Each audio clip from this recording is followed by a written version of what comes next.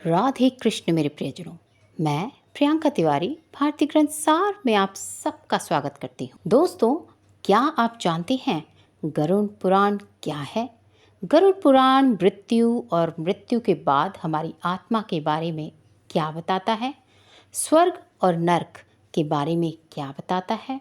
उसके पहले जानना जरूरी है कि गरुड़ पुराण का ये गरुड़ क्या है। तो अमृत कलश देने का काम गरुड़ जी ने कर दिया और अमृत कलश को गायब करने का काम विष्णु जी ने कर दिया।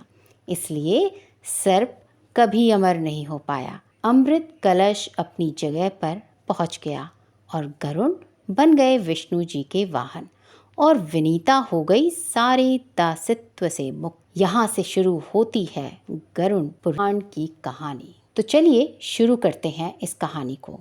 इस पूरे गरुड़ पुराण के रहस्य को समझने के लिए जुड़े रहिए भारतीय ग्रंथ सार से। तो जैसा कि हम सभी जानते हैं कि हमारे सनातन में 4 वेद हैं, 18 पुराण हैं। इन 18 पुराणों में से एक पुराण का नाम है गरुड़ पुराण, जो कि आम तौर पर पढ़ा जाता है परिवार में या आसपास वाले किसी व्यक्ति के देहांत के बाद। पर गरुड़ पुराण क्या है? गरुड़ पुराण मृत्यु के बाद हमारी आत्मा के बारे में क्या बताता है? स्वर्ग और नर्क के बारे में क्या बताता है? उसके पहले जानना ज़रूरी है कि ये गरुड़ पुराण का गरुड़ आया कहाँ से, ये पुराण क्या है। तो मैं ये कहानी शुरू करती हूँ पहले से कि कौन थे ये गरुड़। एक ऋषि थे जिनका नाम था ऋषि कश्यप। उनकी 2 पत्नियां थीं जो कि बहनें थीं। एक का नाम था कद्रू और दूसरी का नाम था विनीता। कद्रू और विनीता पूरे दिन ऋषि कश्यप की पूरी पूजा पाठ और तैयारियों में विलीन रहती थी। उनकी पूरी तैयारियां कराना, उनको पूजा में जो जो सामग्री चाहिए हर रोज़ उसको लाना, उसको सहेजना, उसको संवारना, उसको व्यवस्थित करना उनका काम था। एक रोज़ कद्रू पहुंची ऋषि कश्यप के पास और बोली कि मैं आपकी इतनी सेवा करती हूँ, आपके हर ज़रूरत का पूरा ख्याल रखती हूँ, क्या आप मुझे कोई उपहार भी नहीं दे सकते? ऋषि कश्यप को लगा कि हाँ, मैं पूजा पाठ में इतना विलीन रहता हूँ कि मैं ये ध्यान ही नहीं रखता कि मेरी पत्नी को क्या चाहिए। तो वो खुश होकर बोले कि आप बिल्कुल सही हैं, आप मांगिए, क्या चाहती हैं आप? और तब कद्रू ने कहा कि मुझे 100 विषैले बच्चे चाहिए और शक्तिशाली विषैले बच्चे चाहिए। ऋषि कश्यप ने तथास्तु किया और कद्रू को मिले 100 अंडे और उन 100 अंडों में से 100 नाग। तो माना जाता है कि पृथ्वी में नागों का सृजन करने वाली कश्यप और कद्रू थे और कद्रू पूरे पृथ्वी में सारे सर्पों की माँ मानी जाती है। पर फिलहाल उसके सब अंडे बंद ही थे। अभी अंडे फूटने बचे थे।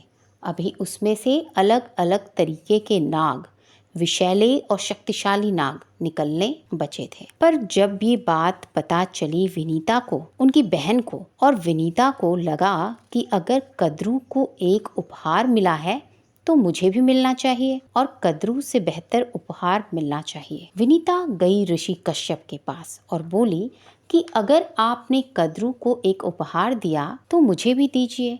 तो ऋषि कश्यप ने बोला, मांगिए, आप क्या मांगती हैं? और विनीता ने कहा, आप मुझे भले ही 2 उपहार दीजिए मगर कद्रू के सारे अंडों से ज्यादा शक्तिशाली अंडे दीजिए। ऋषि कश्यप ने बोला, तथास्तु, और विनीता को मिले 2 बड़े अंडे। अब सर्प के जितने अंडे थे वो बड़े कम समय में फूट जाते हैं और सांपों के बच्चे बहुत जल्दी बाहर आ जाते हैं। तो सर्प के अंडे टूटने शुरू हुए और एक एक करके कद्रू के बच्चे बाहर आना शुरू हुए। ये विनीता चुपचाप बैठकर बड़े धैर्य से देख रही थी, लेकिन एक दिन उसका धैर्य जवाब दे गया।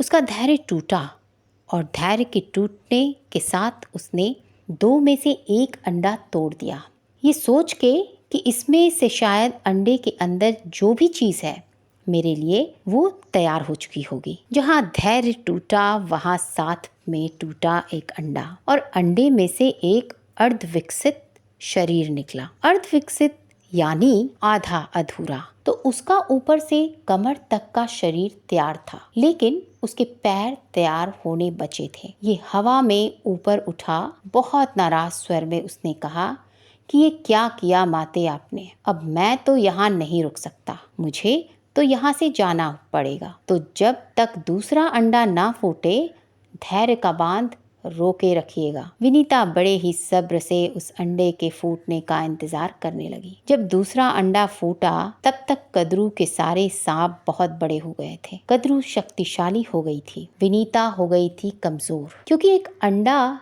तो उसने खुद फोड़ दिया था। उस अर्ध विकसित बच्चे का क्या हुआ हम आपको बताएंगे, पर फिलहाल आते हैं उस अंडे पर जो अभी फूटना बचा था। जब दूसरा अंडा फूटा तो उसमें से एक बहुत बड़ा शरीर निकला, जिसका पूरा शरीर तो मानव का था। चेहरा था बाज का, चिड़िया का, और बहुत बड़े पंख थे। ये था गरुड़, जो शायद आपको ना पता हो। इसीलिए अगर आज तक आप देखेंगे तो जितने भी बाज और चील के चोंच वाले जितने भी पक्षी होते हैं, उनका बहुत गहरा नाता है सर्पों से, दुश्मनी है सर्पों से। गरुड़ बाहर आया और देखा जब तक विनीता उनकी माँ को कद्रू और उनके सारे बच्चों ने दासी बना लिया। ये देखते के साथ गरुड़ गए कद्रू के पास और अपने सारे भाइयों से कहा कि मैं ऐसा क्या करूं कि मेरी माँ को आप लोग दासित्व से मुक्त कर दो। तब इन लोगों ने कहा कि तुम बहुत शक्तिशाली हो, अगर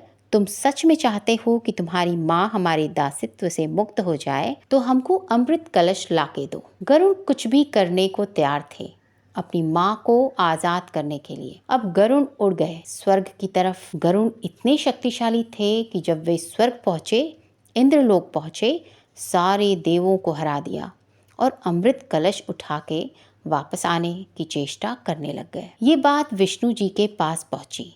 सभी देव दौड़ते भागते विष्णु जी के पास पहुंचे कि अनर्थ हो जाएगा अगर ये अमृत कलश पृथ्वी पर चला गया और गलत हाथों में चला गया।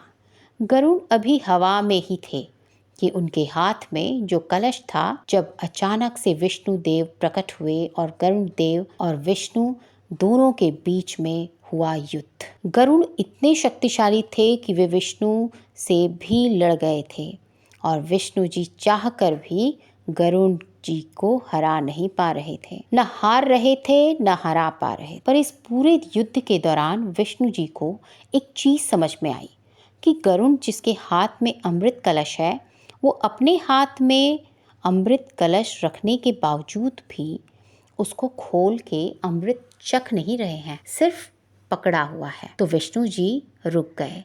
उधर गरुड़ जी को रोका गया और तब विष्णु जी समझने की कोशिश किए कि तुम ये चोरी करके लेके जा कहाँ रहे हो। गरुड़ ने कहा कि मैं चोरी नहीं कर रहा हूँ और खुद के लिए तो बिल्कुल नहीं। और उन्होंने पूरी कहानी बताई कद्रू और उनके संतानों की, जो कि सर्प थे। विष्णु जी ने उनसे कहा कि ठीक है, मैं तुम्हें अमृत कलश नीचे ले जाने देता हूँ। बात तो ये है ना कि तुम्हें सर्पों को ला के अमृत बस देना है, तुम्हारा प्रण तो वहाँ पूरा हो जाएगा। तो गरुड़ ने बोला, जी मैं सिर्फ अमृत कलश ले जाकर उनको दूंगा और मेरी माँ मुक्त हो जाएगी। विष्णु जी बोले, तो ठीक है, मैं तुम्हें ले जाने दूंगा, शर्त यह है कि अगर मैं तुम्हें यहाँ से अमृत कलश ले जाने दिया तो अमृत कलश लेने के बाद तुम हमेशा हमेशा के लिए मेरे वाहन बन जाओगे। गरुड़ अपनी माँ के प्रेम में कुछ भी करने को तैयार थे। गरुड़ बोले, पहले आप मुझे अमृत कलश ले जाने दीजिए, उसके बाद मैं आपका दास रहूँगा हमेशा के लिए। गरुड़ अमृत कलश लेकर ज़मीन पर पहुँचे और उसको एक घास के ढेर पर रखे। जैसे ही कद्रू और उनकी संतानों ने उनकी माँ को मुक्त किया, वहाँ से अमृत कलश गायब हो गया। ये था विष्णु जी का कमाल। तो अमृत कलश देने का काम गरुड़ ने कर दिया और अमृत कलश को गायब करने का काम विष्णु जी ने कर दिया। इसलिए सर्प कभी भी अमर नहीं हो पाए। अमृत कलश अपनी जगह पर पहुंचा और गरुड़ बन गए विष्णु जी के वाहन और विनीता हो गई सर्पों के दासित्व से मुक्त। यहाँ से शुरू होती है गरुड़ पुराण की कहानी। वाहन बनने के बाद जैसे महाभारत में श्री कृष्ण ने अर्जुन को पूरा गीता समझाया, वैसे ही विष्णु जी ने पूरी कहानी गरुड़ को सुनाई कि आप और मैं मृत्यु को प्राप्त करने के बाद कहाँ पहुँचते हैं। तो अब मैं आपको बताती हूँ कि गरुड़ पुराण में हम लोगों के मरने के बाद की क्या कहानी है। एक आत्मा एक शरीर से निकलकर दूसरे शरीर तक का सफर लगातार तय करती रहती है जब तक वो आत्मा परमात्मा से न मिले। आत्मा मतलब हम परमात्मा। एक आत्मा एक शरीर से निकलकर दूसरे शरीर तक का सफर लगातार तय करती है जब तक वो आत्मा परमात्मा से न मिले। आत्मा मतलब हम, परमात्मा मतलब भगवान, परमात्मा का मतलब मोक्ष भी। जब तक आत्मा और शरीर मोह के माया जाल में फंसे रहते हैं, मुझे ये चाहिए, मुझे वो चाहिए, मुझे इसकी शादी करानी है, मुझे इसकी शादी देखनी है, मुझे उसका बच्चा देखना है, जितनी भी चीज़ें हैं इसमें हर कोई आप और मैं फंसे रहते हैं। जब तक हमारी सारी इच्छाएं पूरी नहीं होती, जब तक हम मोह के बंधन पास में से निकलकर मोक्ष तक नहीं पहुंचते हैं, तब तक आत्मा एक शरीर से दूसरे शरीर में सफर करके इसी पृथ्वी लोक में फंसी रहती है और मोक्ष का इंतजार करती रहती है। मोह मतलब मेटेरियलिस्टिक चीजें, मोक्ष मतलब सैल्वेशन। तो मोह और मोक्ष दोनों विरोधाभास हैं, टोटली कॉन्ट्रडिक्टिंग ईच अदर। जब तक आप मोह के पक्ष में फंसे रहेंगे, आप मोक्ष की अपेक्षा नहीं कर सकते। जब तक एक आत्मा को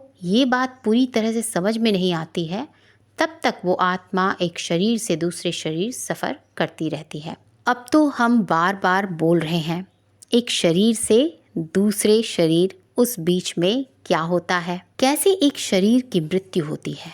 अगर वो मानव शरीर है, हम फिलहाल मानव शरीर के आसपास ही बात करेंगे। गरुड़ पुराण कहता है कि जैसे एक शरीर को आत्मा छोड़ती है, 13 दिन तक वो किसी भी लोक में पहुंची नहीं होती। 13 दिन तक वो इसी लोक में भटकती रहती है और उसको कहा जाता है प्रेतावस्था। ना ही इंसान है और ना ही पूरे तौर पर किसी लोक में पहुंचे हैं। इसलिए हिंदू धर्मों में किसी की भी मृत्यु के बाद 13 दिन तक पूजा पाठ की जाती है, जिसको आखिरी के दिन में कहा जाता है 13वीं। चौथा एक बड़ा दिन होता है, 11वां, 12वां। 11वां और 12वें दिन बड़ी पूजाएं होती हैं और आखिरी दिन होता है 13वीं। ये जो 13 दिन का सफर है, इस 13 दिन में वो आत्मा यहीं भटकती रहती है। कारण ये होता है कि वो काम जो खत्म नहीं हुआ, वो मोह जिसमें अभी भी फंसे हुए हैं। आपने कई बार सुना होगा कि कई बुजुर्ग लोगों को वो अपनी वृद्धावस्था में इस तरीके की बातें बोलते हैं कि बस तुम्हारे बच्चे का मुंह देख लूं तो मैं आराम से चला जाऊंगा, बस इस बच्चे की शादी देख लूं तो फिर आराम से चला जाऊंगा। जैसे ही एक आराम से चला जाऊंगा खत्म होता है, उनके दिमाग में एक और आराम से चले जाने का कारण बन जाता है। वो कुल मिलाकर अपने शरीर को छोड़ना ही नहीं चाहते। जो लोग भी अपना शरीर नहीं छोड़ना चाहते हैं, जब वो अपना शरीर छोड़ते हैं, त्यागते हैं, तो उनको ज्यादा तकलीफ होती है और उस 13 दिन उस परिवार के सारे लोग पूरे विधि विधान से पूजा करते हैं। आत्मा की शांति के लिए तब जाके 13 दिन भटकने के बाद 13वीं के बाद वो आत्मा एक नए सफर पर निकलती है यमदूत के साथ।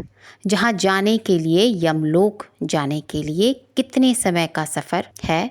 मानव के हिसाब से 17 दिन का सफर है। 17 दिन तक यमदूत के साथ ये आत्मा अलग अलग लोकों से होती हुई अपना पाप और पुण्य देखती हुई सफर करती है और 17 दिन बाद वो यमलोक पहुंचती है। अगर आप सात्विक हैं, दान पुण्य करते हैं, ऐसी चीजों में सम्मिलित हैं जो आपको यमदूत अच्छे से लेके जाएंगे, फर्स्ट क्लास टिकट से लेके जाएंगे, मान लीजिए बिजनेस क्लास से लेके जाएंगे। मगर अगर आप पापी हैं और दूसरों को नुकसान किया है, तामसिक गतिविधियों में सम्मिलित हैं, उसमें उलझे हुए हैं, जितना ज्यादा खराब आप काम किए होंगे उतने बुरे तरीके से आपको आपके शरीर से अलग किया जाएगा और आपकी आत्मा को घसीटते हुए दूर ले जाया जाएगा। तो ये हम डिसाइड करते हैं जीते जी कि हमको मृत्यु के बाद यमदूत कैसे ट्रीट करेंगे और वो 17 दिन का सफ़र हमारा कैसा होगा। 17 दिन बाद हम यमलोक पहुंचते हैं। यमलोक से ही समझ में आ रहा है कि वो लोग जिसके स्वामी हैं यमराज। जब यमलोक पहुंचते हैं तो यमलोक में बेस्ट अकाउंटेंट होते हैं। वो बैठकर इंतजार कर रहे हैं, जैसे यहाँ पर सीएस होते हैं जो 1-1 रुपए का हिसाब रखते हैं, वैसे ही वहाँ के जो सीए हैं जो आपके सारी करनी का हिसाब किताब रखते हैं, अच्छे और बुरे। आप जो अच्छा किए होंगे वो भी नोट हो रहा है, आप जो बुरा किए होंगे वो भी नोट हो रहा है, और ये अच्छे और बुरे करनी के हिसाब से ये निर्णय होता है कि आप कौन से लोक में जाएंगे। सिर्फ स्वर्ग और नर्क नहीं है, उससे ज़्यादा है। अगर आपने एक आम जीवन बिताया है, लोगों के बीच में नॉर्मल सा जीवन, अपने सारे कार्य, अपनी सारी जिम्मेदारियां पूर्ण की हैं, तो आप पितृलोक जाएंगे। मगर उससे बढ़कर अगर आपने दान पुण्य किए हैं या ज़्यादा बेहतर काम किए हैं, पशु पक्षियों का ख्याल रखा है, गाय की सेवा की है, मंदिर में पूजा अर्चना की है और भी बहुत कुछ, तो आप पितृलोक से ऊपर जाते हैं, स्वर्गलोक, मोक्ष के और करीब। मगर अगर आपने इन सब चीज़ों का विपरीत कार्य किया है, लोगों का नुकसान किया है, लोगों को तकलीफ़ दी है, किसी की जान ली है, किसी का जीवन खराब किया है, तो आप जाते हैं नर्क। और नर्क भी 1-2 नहीं, पूरे 28 तरीके के अलग अलग नर्क हैं। तो आपकी करनी तय करती है कि आप किस नर्क में जाते हैं। आप स्वर्ग पहुंचते हैं या नर्क पहुंचते हैं, आप पितृलोक जाएं या किसी और लोक जाएं, आपके पूरे हिसाब किताब को सेटल किया जाता है। सब कुछ हिसाब किताब बराबर होता है। और जब एक बार आपके जीवन का पूरा लेखा जोखा बराबर हो जाता है, तब आपको मिलता है एक नया शरीर। अगर मोक्ष की प्राप्ति नहीं हुई है तो वापस पृथ्वी में आकर एक शरीर लेना पड़ता है। और ये माना जाता है कि कुल मिला के 84 लाख योनियां, इन 84 लाख योनियों में जो सबसे भाग्यशाली योनि मानी गई है वो है मानव जीवन, ह्यूमंस, आप और मैं। तो अगर आप मानव जीवन में हैं तो ये समझ लीजिए कि आपने बहुत कुछ अच्छा किया हुआ है, जिसके कारण आपको ये योनि मिली है। और अगर इस जीवन में अच्छा नहीं करेंगे तो फिर 84 लाख योनियों को क्रॉस करके आपको फिर से मिलेगा एक मानव जीवन, जिसके बाद ये सर्कल, लाइफ एंड डेथ का सर्कल तब तक चलता रहेगा जब तक आप मोह के बंधन से छूट के मोक्ष की प्राप्ति ना कर लें, आपकी आत्मा परमात्मा से ना मिले। तो ये था संक्षिप्त में गरुड़ पुराण की व्याख्या। तो दोस्तों, कैसी लगी आपको ये जानकारी? उम्मीद करती हूँ पसंद आई होगी। कमेंट में लिखकर ज़रूर बताइएगा। ऐसे ही और आध्यात्मिक वीडियोस के लिए सब्सक्राइब करें हमारे चैनल भारतीय ग्रंथ सार को और नोटिफिकेशन बेल बजाना ना भूलें, ताकि हमारी वीडियो सबसे पहले आप तक पहुंच सके। धन्यवाद। जय श्री राधे कृष्ण।